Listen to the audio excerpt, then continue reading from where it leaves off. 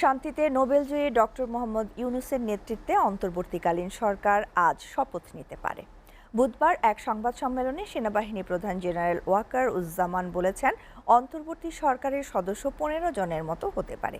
এদিকে দেশবাসীর উদ্দেশ্যে এক বার্তায় ডক্টর ইউনূস বলেছেন, কোনো প্রকার ভুলের কারণে আমাদের এই বিজয় যেন হাতছাড়া হয়ে না যায়। ছাত্র জনতার আন্দোলনের মুখে শেখ হাসিনা সরকারের পতনের পর ৩ দিন ধরে দেশে কার্যত কোনো সরকার নেই।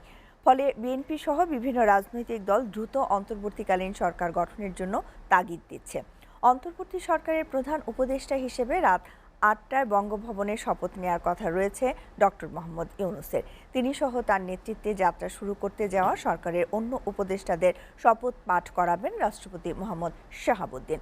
শপথ উপলক্ষে ইতোমধ্যে যাবতীয় প্রস্তুতি নিতে শুরু করেছে বঙ্গভবন কর্তৃপক্ষ।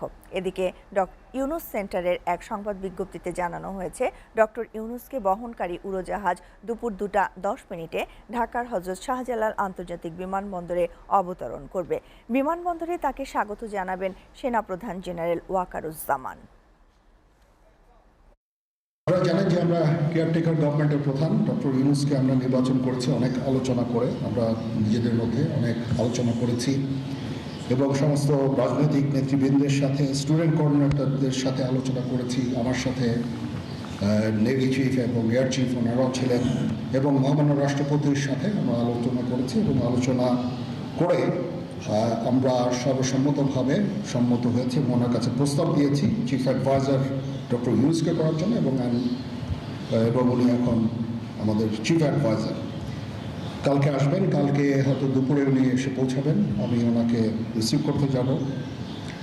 আমরা ওনাকে সর্বতোভাবে সহায়তা করব।